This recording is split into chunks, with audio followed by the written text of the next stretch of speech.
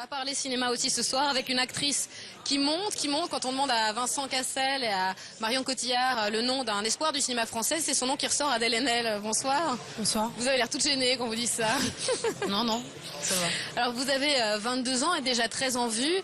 On se souvient que vous aviez été nominé au César en 2008 pour Naissance des pieuvres de Céline Sciamma. On vous a remarqué il y a 2 ans en Suisse romande quand vous avez reçu le prix d'interprétation féminine au Festival Cinéma Tous Écrans pour le film Déchaîné de Raymond Vouillamot. Les critiques louent votre grâce animale et charnelle et parlent d'une actrice envoûtante. Ah bon? Qu'en pensez-vous? J'ai rien à en penser, je suis contente qu'ils le pensent eux, quoi. Les confessions d'un enfant du siècle, d'après Alfred de Musset, de Sylvie Verheide. Et là, vous jouez aux côtés de Pete Doherty. Ouais, alors là, pour le coup, c'est un petit rôle. Là, pour le coup, c'est un tout petit rôle. J'ai que 2 jours de tournage, donc voilà, c'est pas un... Mais c'était chouette à faire, quoi, parce que moi, j'adore le travail de cette réalisatrice, qui avait fait un film avant qui s'appelle Stella et que j'avais trouvé très beau. Et là, dans ce film, donc, quand elle m'a proposé, j'ai accepté parce que je me suis... elle m'a proposé 2 jours avant, j'ai accepté parce que voilà, j'aimais bien son travail. Vous jouez quel rôle? Expliquez-nous. En fait, je fais je fais pas la même chose, mais ça n'a rien à voir avec la Polonie, mais c'est-à-dire dans la Polonie, le rôle d'une prostituée au 19e et dans Confession, mon rôle, c'est le rôle d'une prostituée au 19e aussi, donc Ah oui, décidément, ça vous colle à la peau. Ouais, enfin, ça me colle à la peau, disons que c'est un hasard de calendrier, quoi. C'est un hasard de calendrier. Vous n'avez pas peur d'être un peu catalogué? Non, parce que c'est vraiment, j'ai fait d'autres rôles en attendant et tout ça. Ce qui est chouette, c'est de participer à des films comme celui-ci, La Polonie, où j'espère le film de Sylvie, là, qui va, à mon avis, être un très beau, quoi. Un film avec Charlotte Gainsbourg aussi et Pete Doherty. Donc on verra bientôt. C'est quand qui sort ce film, vous savez, vous? Alors je sais pas, non. Je pense qu'il va sortir dans le courant de l'année, a priori. On a quelques images là. Vous avez traversé ces étranges visions fantasmagoriques de Hans Rudi Giger. C'est très compliqué à ressentir. Disons que tous ces tableaux, ils sont noirs. C'est vraiment autour de la peur, l'angoisse. Il y a pas mal de tableaux qui sont situés dans des trucs qui n'ont pas de fond, qui ont une espèce de corridor avec des perspectives pas possibles, donc sans fin, sans fond et tout ça, et avec au milieu de ça des monstres. Donc c'est vraiment un univers de ces angoisses. Moi, je sais pas trop dans le sens de... je pense qu'il y a des parts un peu sombres et tout ça, mais c'est surtout, pour moi, c'est vivre vraiment, quoi. Quand on joue, parfois, pas tout le temps, mais on peut... j'imagine en plus, encore plus peut-être au théâtre, parfois au cinéma, on atteint des états de conscience de soi qu'on n'atteint pas dans la vie de tous les jours, qui sont très très durs à atteindre.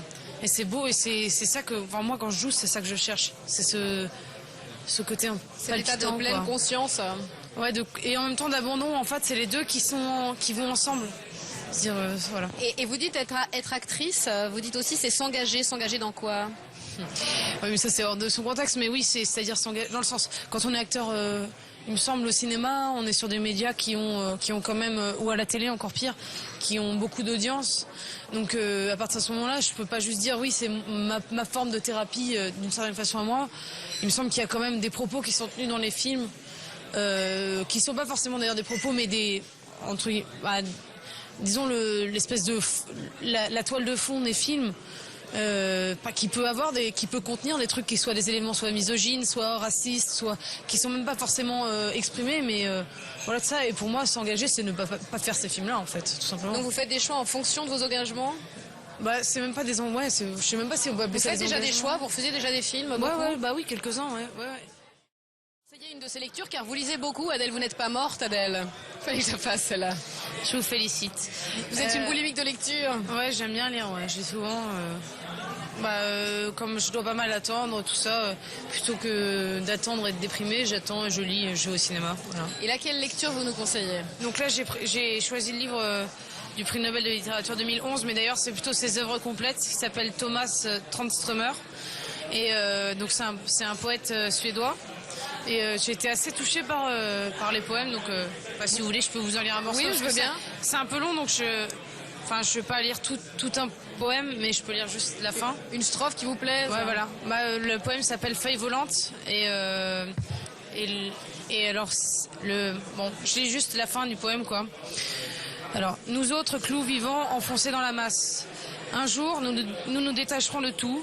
Nous sentirons le vent de la mort sous nos ailes et deviendrons plus doux et plus fous qu'aujourd'hui.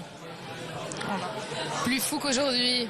J'aime bien. Je trouve ça beau en fait. Enfin, je sais pas si on a besoin de se rappeler à chaque fois qu'on va mourir pour bien vivre, mais en tout cas, je trouve ça beau cette idée de.